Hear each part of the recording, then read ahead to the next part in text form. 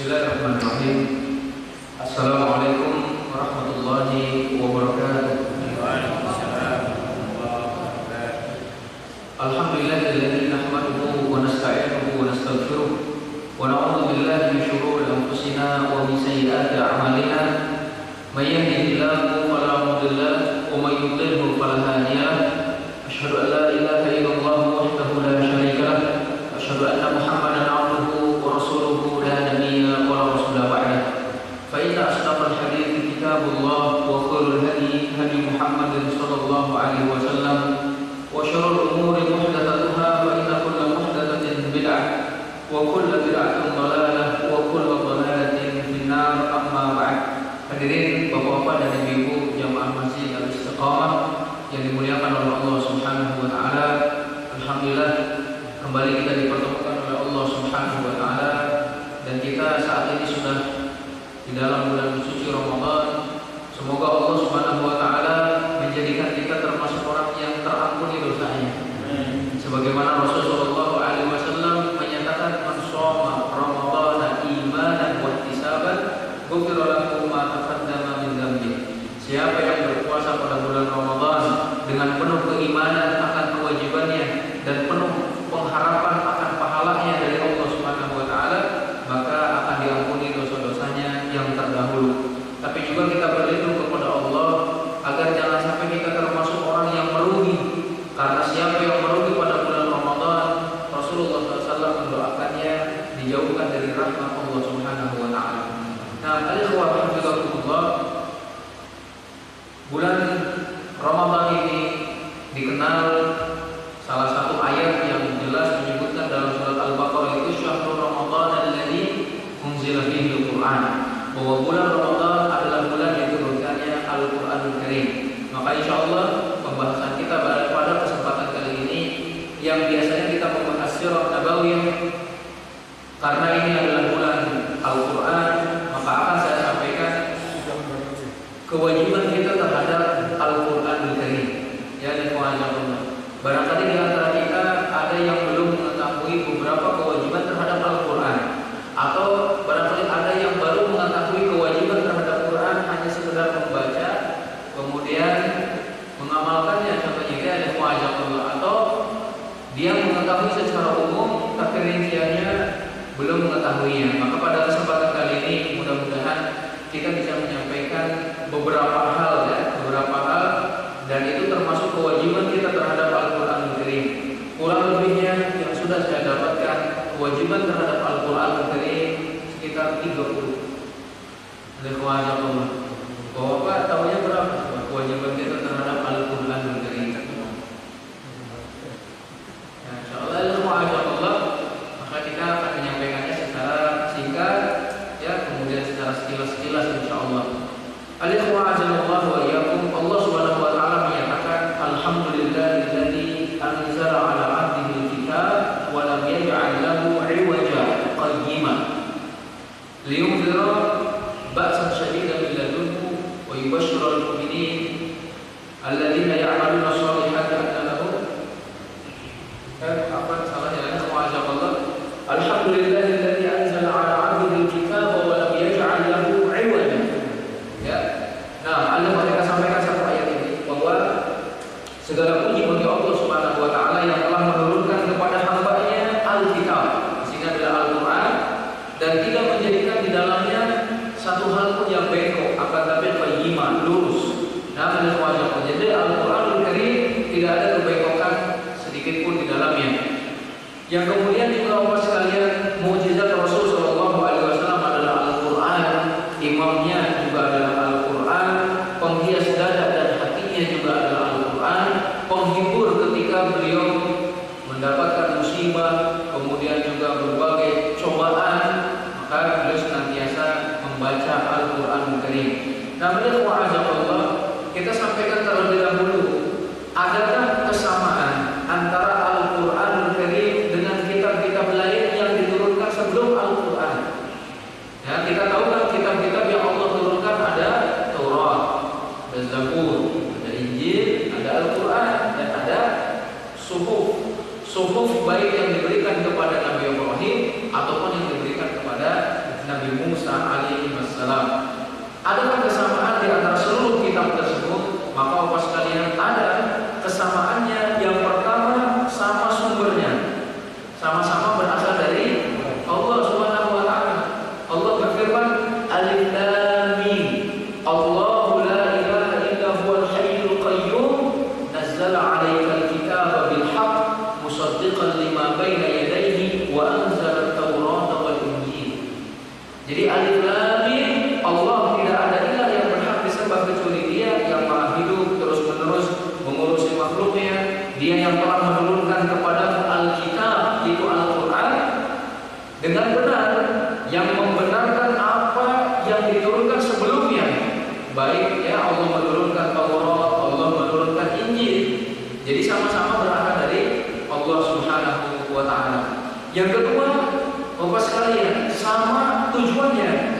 Allah menurunkan kitab-kitab itu tujuannya sama. Apa itu yang dimaksud Allah?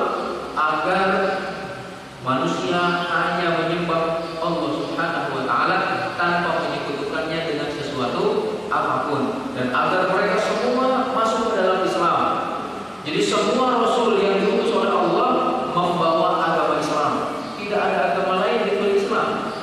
Allah menyatakan inna dina indallahil Islam, bahwasanya agama yang diridhoi oleh Allah, agama yang ada di sisi Allah hanyalah Islam. Atau juga Allah menyatakan walaqad ba'atsna fi kulli ummatin rasulan an i'budullaha wajtanibut taghut, bahwa kami telah mengutus kepada setiap umat seorang rasul agar mereka menyeru kepada Allah dan jauhi taghut, ya, jauhi penyembahan kepada selain Allah Subhanahu wa taala. Sisi kesamaan lainnya Bapak sekalian, bahwa seluruh kitab yang Allah turunkan menetapkan pahala dan siksa atas perbuatan yang dilakukan oleh manusia ataupun oleh mukallaf. Namun siapa yang mengerjakan kebaikan baginya pahala, siapa yang mengerjakan keburukan baginya siksa. Itu disebutkan dalam seluruh kitab, baik Taurat, Injil, Zabur ataupun juga Al-Qur'anul Karim.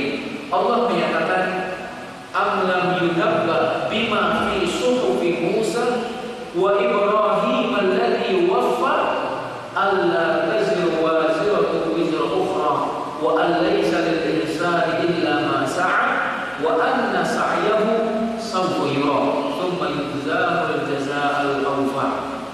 Belum datangkah, ya, belum diberitahukankah kepada kalian apa yang ada di dalam lembaran-lembaran Nabi Musa, suhuf Nabi Musa, suhuf Nabi Ibrahim yang selalu menyempurnakan janji, yaitu bahwasannya seorang yang berdosa tidak akan memikul dosa orang lain, dan bahwasannya seorang manusia tiada memperoleh selain apa yang telah diusahakannya, dan bahwa usahanya itu akan diberi balasan kepadanya dengan balasan yang sempurna. Suhuf Nabi Musa, suhuf Nabi Ibrahim menyebutkan seperti itu. Masing-masing kita akan memikul dosanya masing-masing, tidak memikul dosa orang lain. Ya, ada Allah. Dan juga Allah sekalian, seluruh kitab yang Allah turunkan menyeru kepada keadilan. Berarti kebalikan dari adil adalah zalim, berarti mencegah dari kezaliman. Seluruh agama, seluruh kitab, ya, ada Allah mengharamkan kezaliman, memerintahkan untuk berbuat adil. Allah berfirman, laqad arsalna rusulana bil bayyinat wa anzalna ma'ahumul kitaba wal mizan liyaquma an-nasu bil qist. Bahwa kami, kata Allah, telah mengutus utusan kami dengan membawa bukti-bukti yang nyata, dan kami turunkan bersama mereka Alkitab, juga apa, al-mizan, neraca keadilan, agar manusia bisa mendirikan keadilan, dapat melaksanakan keadilan. Semua para rasul menyatakan seperti itu Bapak sekalian. Al-Ikhwa'azillahu wa iyyakum. Dan juga seluruh kitab yang diturunkan menyeru kepada sebaik-baik akhlak. Al-Ikhwa'azillahu. Semua akhlak mulia, ya, diperintahkan oleh agama-agama yang di dalamnya diturunkan Alkitab, yang kemudian disempurnakan oleh Rasulullah sallallahu alaihi wasallam. Bukankah beliau menyatakan innama bu'ithtu liutammima makarimal akhlak. Aku ini hanya diutus untuk menyempurnakan akhlak. Akhlak-akhlak mulia sudah banyak sebelumnya Bapak sekalian. Kemudian disempurnakan oleh Rasulullah SAW. Nabi Ibrahim, beliau senantiasa contohnya menjamu tamu, ya, memuliakan tamu. Nabi Ibrahim memiliki sifat senantiasa menepati janji dan selanjutnya. Bapak sekalian, bahkan ketika masa jahiliyah pun orang-orang Arab jahiliyah mereka sangat menjaga janjinya. Mereka menyatakan kami lebih baik mati kelaparan, kehausan daripada ingkar janji. Nah, berarti mari kita lihat mana yang lebih baik, orang jahiliyah atau orang zaman sekarang yang mengumbar janji tapi mengingkarinya. Ya. Nah, yang selanjutnya juga Bapak sekalian, bahwa beberapa kitab yang Allah turunkan sebelum Al-Quran pun menetapkan beberapa macam ibadah. Contoh sholat, zakat, puasa, itu sudah ditetapkan sebelum diturunkannya Al-Quranul Karim. Contoh Allah menyatakan, ya Allah dalam surat Al-Anbiya ayat yang ke-73 contohnya, wa ja'alnahum a'immatan yahduna bi amrina wa auhayna ilaihim fi'lal khairat wa iqamis shalah wa ita'iz zakah wa kanu lana 'abidin. Dan kami telah menjadikan mereka sebagai pemimpin-pemimpin yang memberi petunjuk. Siapa di sini? Nabi Ibrahim diberi anak Ishak, kemudian Ishak diberi anak Yakub. Kami jadikan mereka itu, kata Allah, Nabi Ibrahim, Nabi Ishak, Nabi Yakub sebagai pemimpin yang memberi petunjuk dengan perintah kami, dan kami wahyukan kepada mereka untuk mengerjakan kebaikan, mendirikan sholat, menunaikan zakat, dan mereka hanya beribadah kepada kami. Masya Allah. Jadi sholat, zakat sudah ada dari zaman Nabi Ibrahim, dari zaman Nabi Ishak, Ismail, kemudian juga Yakub. Kalau dalam surat Maryam kita lihat berkenaan dengan Nabi Ismail. Nabi Ismail, ya, beliau menyatakan, ya, ataupun Allah berfirman, wa kana ya'muru ahlahu bis-shalat waz-zakat wa kana 'inda rabbih mardiyya. Nabi Ismail itu senantiasa menyuruh keluarganya untuk mendirikan sholat, menunaikan zakat, dan dia diridhoi di sisi Tuhannya. Nabi Ismail itu, ya, memerintahkan sholat, memerintahkan zakat kepada keluarganya. Kemudian Nabi Musa dalam surat Toha ayat yang ke-14, Allah menyatakan, innani anallahu la ilaha illa ana fa'budni wa aqimus sholata li dzikri. Sesungguhnya aku adalah Allah, tidak ada ilah yang berhak disembah kecuali aku, maka dirikanlah sholat untuk mengingatku. Nabi Musa diperintahkan untuk sholat, Bapak sekalian.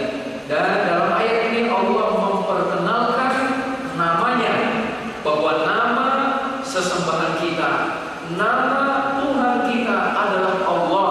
Innani anallah, ya, dan bedakan Bapak sekalian saat kita menyebut Allah dengan menyebut Tuhan.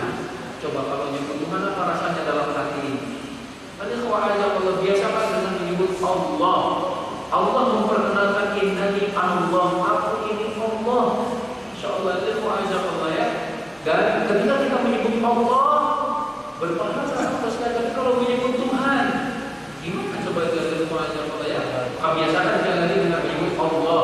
Ala bidzikrillahi tatma'innul qulub. Dengan menyebut Allah hati ini akan tenang. Bapak-bapak kalau lagi tertimpa musibah, sebutlah nama Allah, insya Allah akan menjadi penghibur kita. Saat kesempitan, insya Allah akan memberikan solusi. Saat berbagai musibah datang melanda, insya Allah akan senantiasa menjadikan kita senantiasa siap untuk menghadapinya. Masya Allah. Nabi Isa alaihissalam juga beliau memerintahkan keluarganya, ya, ataupun juga Nabi Isa memerintahkan kepada siapa itu, pada umatnya, ya, untuk mendirikan sholat, kemudian juga menunaikan zakat, sebagaimana beliau menyatakan, wa awsani bis sholati waz zakati ma dumtu hayya. Aku ini diperintahkan untuk sholat, untuk menunaikan zakat selama aku masih hidup. Masya Allah. Jadi itu, ya, kitab-kitab sebelumnya menetapkan beberapa hal dalam masalah ibadah, dan itu adalah inti persamaan antara Al-Quran dengan kitab-kitab sebelumnya. Adapun dari sisi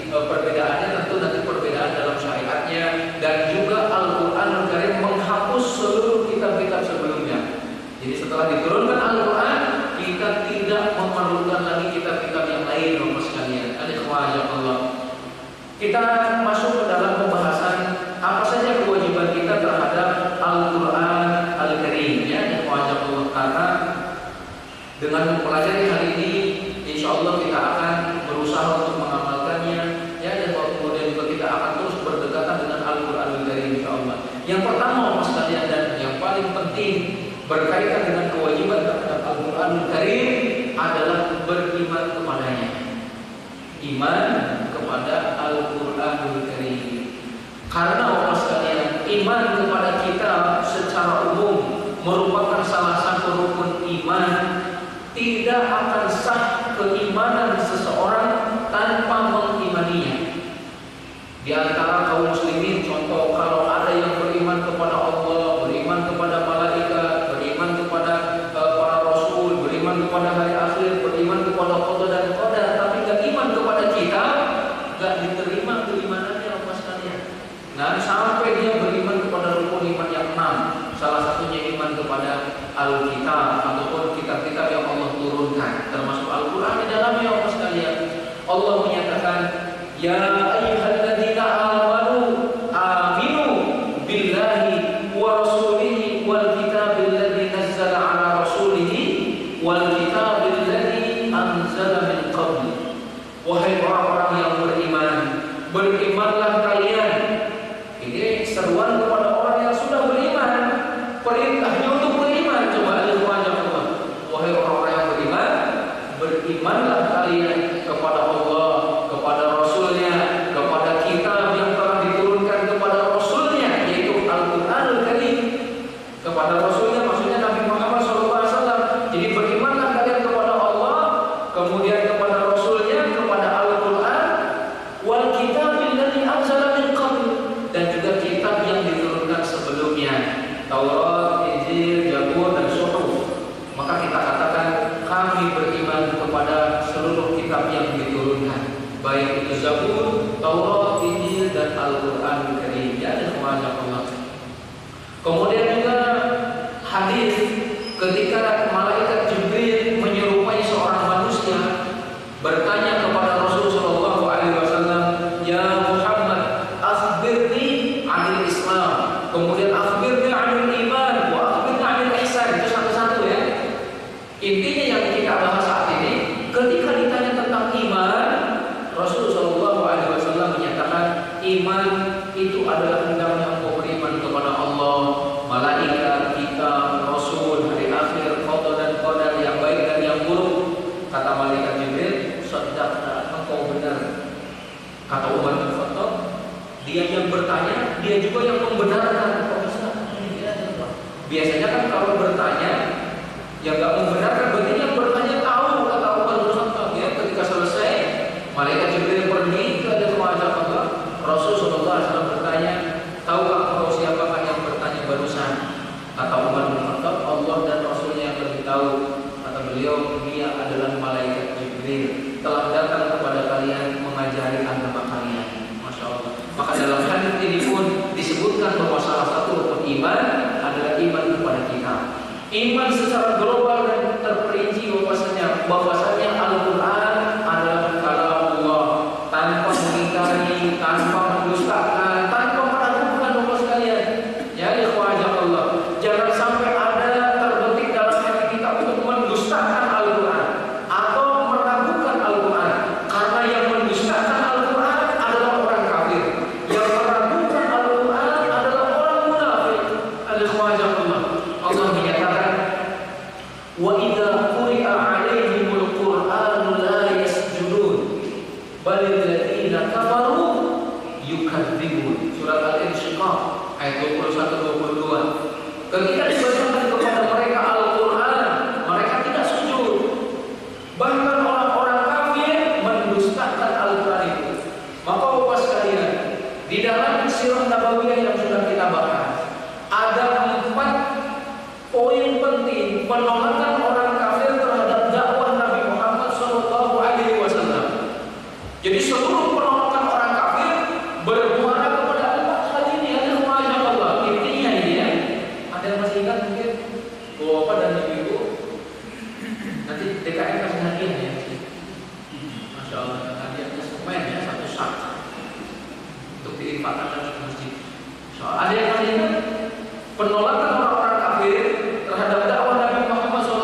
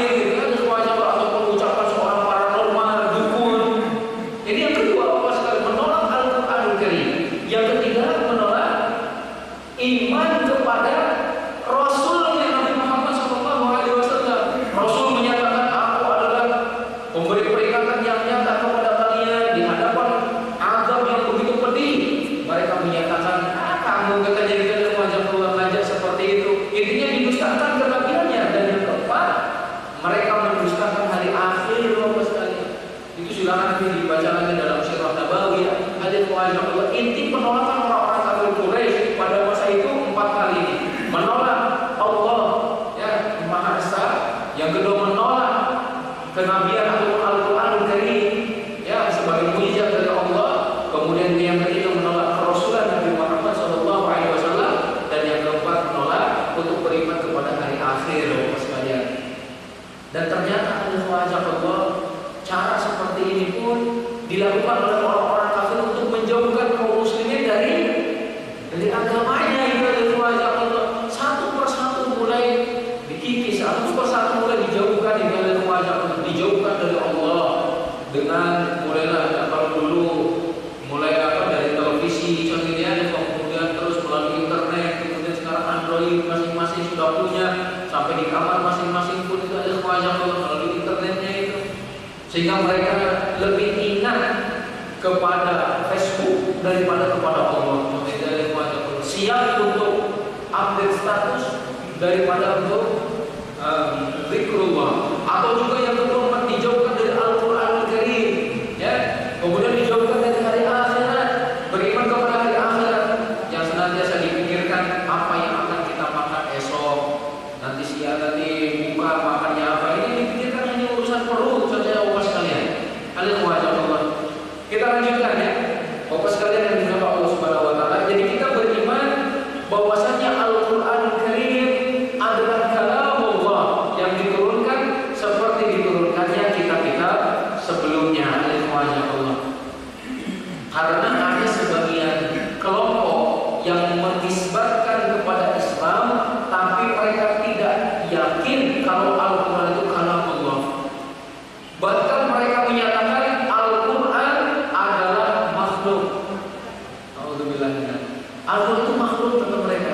Dalilnya Allahu khaliqu kulli syai', kata mereka itu. Allah adalah pencipta segala sesuatu, dan Al-Quran adalah sesuatu sehingga Al-Quran adalah makhluk. Bapak sekalian, keyakinan Ahlus Sunnah wal Jamaah, siapa yang menyatakan bahwa Al-Quran adalah makhluk, maka dia telah keluar dari Islam. Hati-hati ya Bapak sekalian, keluar dari Islam. Bagaimana mungkin qul huwallahu ahad itu adalah makhluk? Kan nggak mungkin. Bagaimana mungkin perkataan Allah yang menyatakan idza arada syai'an an yaqula lahu kun fayakun? Kalau Allah berkehendak untuk menjadikan sesuatu tinggal menyatakan kun, jadilah, maka dia akan jadi. Mana mungkin ini adalah makhluk? Bapak sekalian, apa tadi ayat yang dibacakan? Innani Allah la ilaha illa ana fa'budni wa aqimis sholata lidzikri. Sesungguhnya aku adalah Allah, tidak ada ilah yang berhak disembah kecuali aku, maka dirikanlah sholat untuk menyembahku. Mana mungkin ini makhluk? Ya, ikhwan. Makanya Al-Quran kalamullah, firman Allah, bukan makhluk. Keimanan selanjutnya terhadap Al-Quran, kita yakin bahwa Al-Quran itu diturunkan dari Allah. Di awal-awal sirah Nabawiyah kita pun sudah membahas, Bapak sekalian. Ketika beliau diangkat menjadi Rasul, beliau pernah dibawa kepada Waraqah ibn Nawfal oleh istrinya, ya, Khadijah.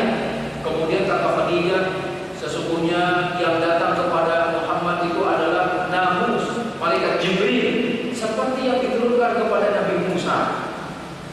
Nah, Bapak sekalian, ringkasnya ada orang-orang orientalis, ya, ada musuh-musuh Islam yang menyatakan bahwa Al-Quran itu bukan kalamullah, tidak diturunkan dari Allah, tapi hasil didikan Waraqah bin Nawfal, katanya. Maka kita tidak menyatakan seperti itu, tapi Al-Quran adalah kalamullah yang diturunkan dari sisi Allah. Dan juga ini menunjukkan, Bapak sekalian, ada firman Allah yang dikhususkan kepada para malaikat, tidak diturunkan kepada Nabi Muhammad SAW, sehingga Al-Quran itu harus diturunkan. Kalau tidak diturunkan, bukan Al-Quran Karim. Ini juga merupakan perbedaan keyakinan Ahlus Sunnah dengan orang-orang Syiah, Bapak sekalian. Orang-orang Syiah itu menyatakan Al-Quran yang murni akan lahir, ya, akan muncul menjelang kiamat. Jadi bumi sudah hancur, baru keluar Al-Qurannya. Kata mereka itu yang dibawa oleh Al-Imam, jadi Imam Mahdi, dibawa oleh imam yang sembunyi cantik itu ada wajah Allah. Kira-kira untuk apa ya ada wajah Allah? Udah mau hancur bumi, kemudian baru keluar Qurannya. Nah, dan kita juga harus meyakini bahwa Al-Quran itu yang tertulis dalam mushaf saat ini. Kita lihat ada berapa ayatnya? 6.000 sekian. Ada yang menyatakan 6.236. Ada yang menyatakan lebih 6.666 katanya itu ada wajah Allah. Itu yang tertera di dalam mushaf Bapak sekalian. Itu adalah Al-Quran yang diturunkan kepada Nabi Muhammad SAW. Ini juga yang membedakan keyakinan kita dengan orang-orang Syiah. Orang-orang Syiah menyatakan jumlah ayat Al-Quran itu yang asli 17.000 kata mereka. Kalau kita kan 6.000, berarti 3 kali lipatnya. Kata orang Syiah kita ada semua ayat Allah. Cuman sampai saat ini nggak pernah kelihatan itu. Dan makanya tadi keyakinannya nanti katanya menjelang hari kiamat baru akan keluar. Yang dinamakan dengan mushaf Fatimah ya ada semua ayat Allah. Wallah a'lam bishawab, ada semua ayat Allah. Yang selanjutnya juga bahwa kita harus meyakini bahwa Al-Quran itu tidak ada perubahan, ya, tidak ada penggantian, tidak ada pengurangan. Ada semua ayat Allah. Apa yang kita baca saat ini sama dengan yang dibaca pada zaman Nabi Muhammad SAW. Dan juga Bapak sekalian, kita harus beriman kepada Al-Quran bahwasanya dia berasal dari Allah, akan dikembalikan kepada Allah. Berasal dari Allah, akan dikembalikan kepada Allah. Kenapa kita katakan seperti itu? Ada wajah Allah dalam sebuah riwayat dinyatakan. Atau Bapak silakan buka contohnya dalam kitab Al-Aqidah Al-Wasithiyah. Aqidah Al-Wasithiyah. Namanya sudah diterjemahkan itu. Sekali-kali nanti kita mempelajari kitab itu, Masya Allah ada wajah Allah. Dalam matanya tersebut disebutkan bahwa Al-Quran kalamullah minhu bada wa ilaihi ya'ud. Al-Quran adalah firman Allah, darinya bermula, kepadanya dikembalikan. Masya Allah ada wajah Allah. Dalam sebuah riwayat dinyatakan suatu saat nanti menjelang hari kiamat, ketika manusia sudah lupa dengan Allah, bahkan mereka tidak lagi menyebut Allah. Ingat ya, makanya tadi kalau kita selalu menyebut Tuhan, dikhawatirkan kiamat makin cepat kita dikhawatirkan Allah. Sebutlah Allah yang ada wajah Allah. Pada suatu saat nanti kata Rasulullah SAW, ketika manusia sudah lupa dengan Allah, bahkan tidak ada yang menyebut nama Allah, Al-Quran dicabut Bapak sekalian. Dicabut dari dada orang yang memiliki hafalannya, dicabut dari tulisannya. Jadi nanti Bapak sekalian kalau Bapak buka mushaf, ambil mushaf di masjid contohnya ada wajah Allah, dibuka sudah tidak ada isinya, kosong Bapak sekalian. Dicabut oleh Allah Subhanahu wa taala. Tidak tersisa satu huruf pun. Ada ketika ditanya kepada orang-orang itu ada wajah Allah, kenapa kalian dengan Allah? Mereka menyatakan kami tidak kenal. Kami mendengar orang tua kami menyebut sesuatu, kami ikut nyebut. Dan jangan sampai segitu keadaan menjelang hari kiamat ya. Buruk sekali orang itu. Makanya seburuk-buruk orang adalah yang menyaksikan hari kiamat. Alhamdulillah min dzalik wa sekalian. Ada wa'azallahu yang menjadi Al-Quran berasal dari Allah, akan dikembalikan kepada Allah. Maka nasihatnya Bapak sekalian, perbanyaklah membaca Al-Quran dari sebelum Al-Quran itu diangkat. Kembali wajah. Saat ini Al-Quran masih ada, baik yang di lisan ataupun yang di dada. Maka perbanyaklah untuk membacanya. Selanjutnya Bapak sekalian, kita pun ya harus beriman kepada Al-Quran Karim, bahwa dia terhindar dari aib, terhindar dari kecacatan. Beriman bahwa semua kandungan Al-Quran adalah benar. Nah, lihat wajah Allah, nampaknya sudah mulai ada usaha-usaha untuk meragukan kandungan Al-Quran Karim. Kemudian juga Bapak sekalian, kita harus beriman bahwa Al-Quran menghapus kitab-kitab sebelumnya. Tadi sudah disinggung, maka tidak perlu lagi kita mengambil hukum dari selain Al-Quran. Ya, malah berdalil dari kitab Injil contohnya. Padahal dia Muslim, berdalil dari Zabur, berdalil dari Taurat, itu sudah ada Al-Quran.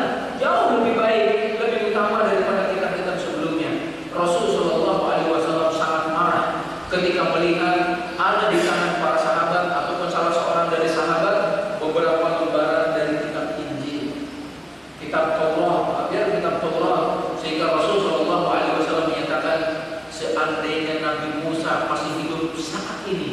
Tidak halal bagi Nabi Musa kecuali untuk mengikuti. Maka Bapak sekalian, pelajarilah Al-Quran dari tanpa ataupun juga itu sudah cukup ya. Kalaupun kita tidak mempelajari kitab-kitab yang lainnya dalam wajah yang merupakan kekeliruan bagi kita, Al-Quran belum kita pelajari, sudah ingin mempelajari kitab yang lain. Nah itu keliru.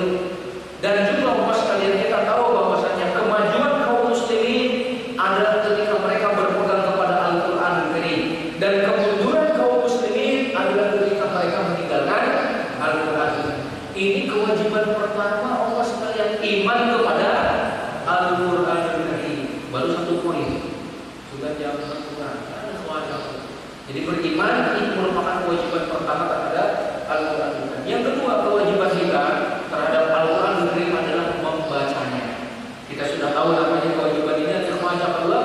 Terkadang kita menyebut qiraatul Quran, terkadang juga kita menyebut tilawatul Quran. Di dalam Al-Quran dua-duanya memang disebutkan ya, ada wajah Allah. Ada wajah Allah yakum secara ringkas gini. Dalam surat Al-Muzammil, contohnya wajah Allah di akhir surat Al-Muzammil itu disebutkan bahwa sekali kita diperintahkan untuk membaca yang mudah dari Al-Quran, itu adalah wajah Allah. Jadi nanti Ahlul Quran yang wajah Allah dalam hal membaca ataupun kaitannya dengan Al-Quran ada tiga, nanti ada wajah Allah. Yang pertama, yang membaca dengan sebenar-benar bacaan, yatlunahu haqqa tilawati, mereka membaca dengan sebenar-benar bacaan. Jadi hurufnya sesuai dengan makharijul huruf, hukum-hukumnya sesuai dengan hukum-hukum tajwid. Haqqa tilawati, kandungannya diamalkan, ya wajah Allah, isinya dipahami. Seperti itu. Yang kedua, ketika tidak mampu membaca Al-Quran dengan sebenar-benar bacaan, di antara ahlul Quran, wa idza quri'a, bagaimana itu? Wa idza quri'a Al-Quran fastami'u lahu wa ansitu la'allakum turhamun. Kalau dibacakan Al-Quran, diam dan perhatikan, ya agar kamu mendapatkan rahmatan. Insyaallah kita akan masuk ke dalam pembahasan yang ini. Jadi sebenarnya ini adalah tingkatan yang ketiga. Tingkatan yang kedua adalah membaca apa yang mudah di dalam Al-Quran di surat Al-Muzammil tadi, Bapak sekalian. Tingkatan pertama membaca dengan sebenar-benar bacaan. Yang kedua membaca apa yang mudah bagi kita dari Al-Quran. Dan yang ketiga, tidak mampu membaca seperti itu, mendengarkan dan memperhatikan dengan seksama agar kita dapat rahmat. Bapak sekalian, al-wa'adallah wa iyyakum, kita diperintahkan untuk tilawatul Quran. Ya, apakah ada perbedaan antara tilawah dengan qiraah? Qiraah, tilawah dalam bahasa Indonesia sama-sama artinya membaca. Dalam bahasa Arab, tilawah dengan qiraah ada perbedaan, Bapak sekalian. Qiraah, ya, qiraah itu bisa untuk menyebut satu huruf, membaca satu huruf disebut dengan qiraah. Ini huruf apa? A contohnya. Ini ba, satu huruf dikatakan qiraah. Tapi tilawah tidak bisa untuk satu huruf, tidak bisa untuk satu kata, Bapak sekalian. Tapi tilawah minimal dua kata dan banyak. Jadi minimal dua kata dan seterusnya gitu. Karena dinamakan tilawah itu bacaan setelah bacaan. Dia membaca dan terus membaca, bacaannya diiringi lagi dengan bacaan, itulah tilawah. Kalau qiraah itu alif lam mim, itu qiraah, ataupun alif itu qiraah, bisa dikatakan qiraah. Maka yang sangat-sangat dianjurkan adalah membaca diikuti dengan bacaannya, maksudnya tilawah. Al-Qur'an. Wa Qur'an faraqnahu litaqra'ahu 'ala an-nasi 'ala mukthir wa nazzalnahu tanzila. Kami telah menurunkan Al-Quran dengan berangsur-angsur agar engkau membacakannya perlahan-lahan kepada manusia. Ya, dan kami menurunkannya sebagian demi sebagian. Ini kepada orang-orang kafir dibacakan sedikit demi sedikit. Tapi kalau bagi orang beriman ada wajah Allah, warattilil Qur'ana tartila. Baca Al-Quran itu dengan tartil, ataupun seperti yang ada wajah Allah, dia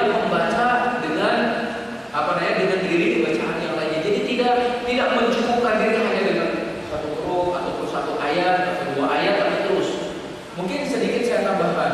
Allah kan berfirman gini, wasyamsi wa duhaha wal qamari idza talaha.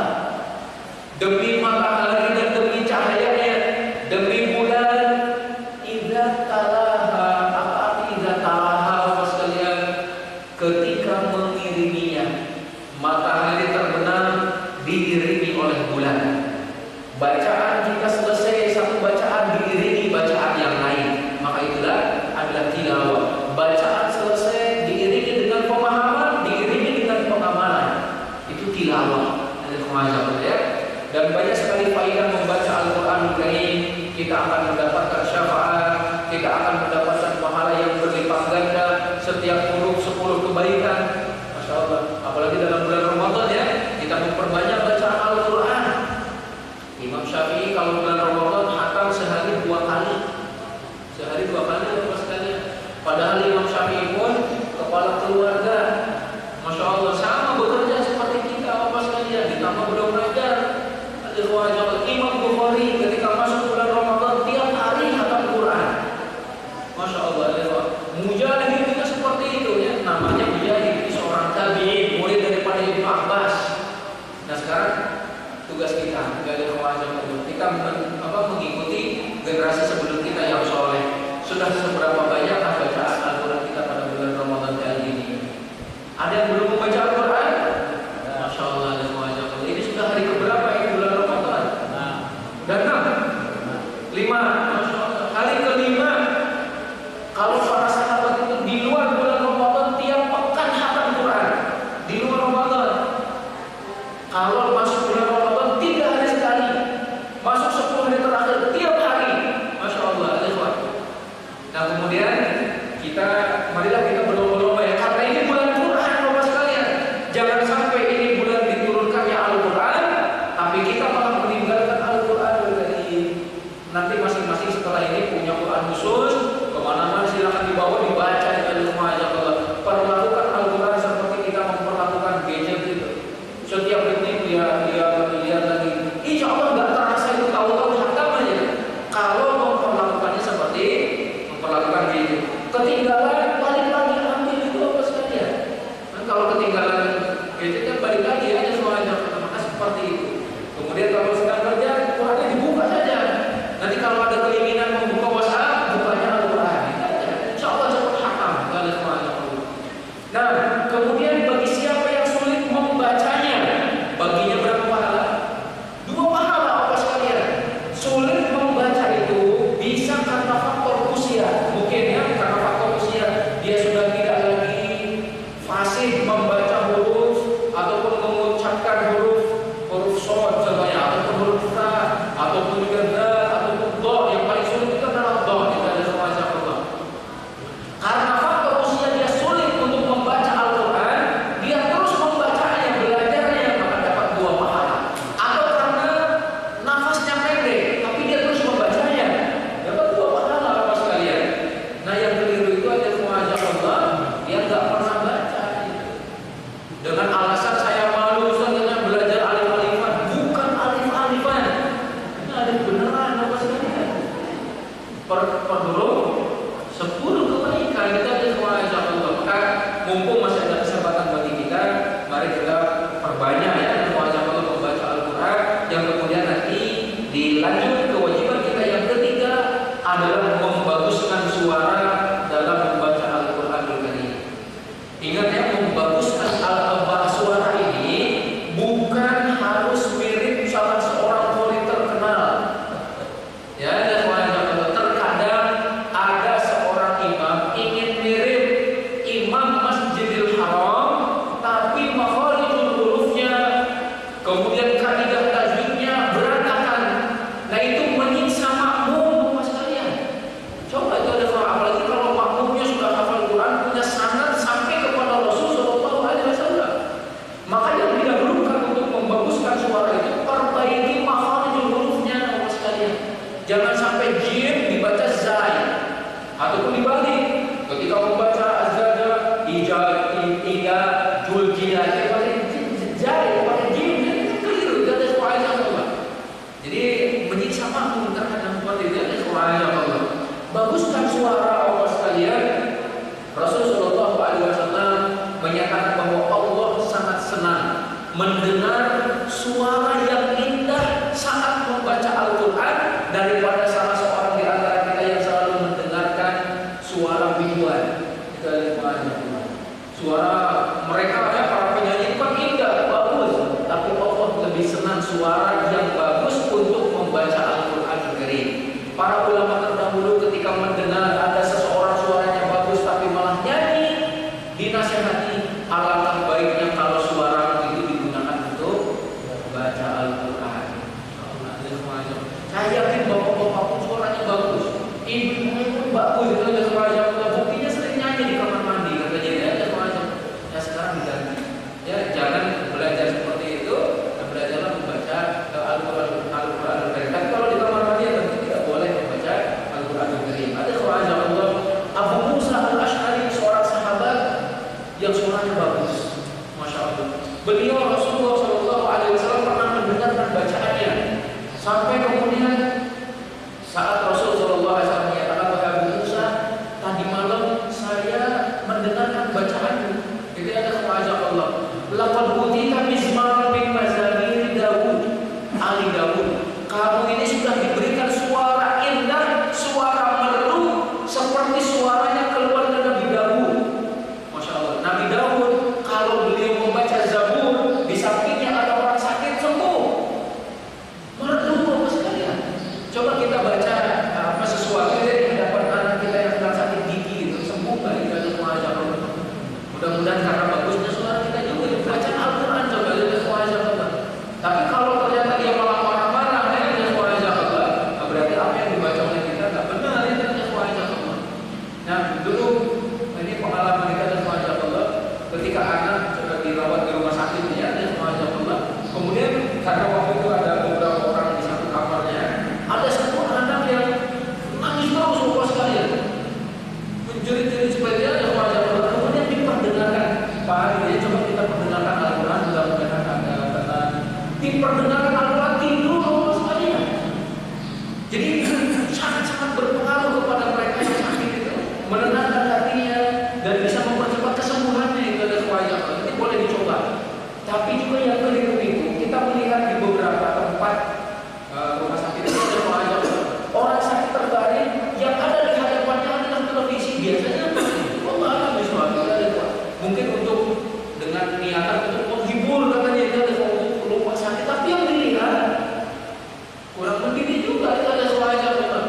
Kemudian saya pernah nengok itu seseorang di rumah sakit Kristen itu ada wajah Allah.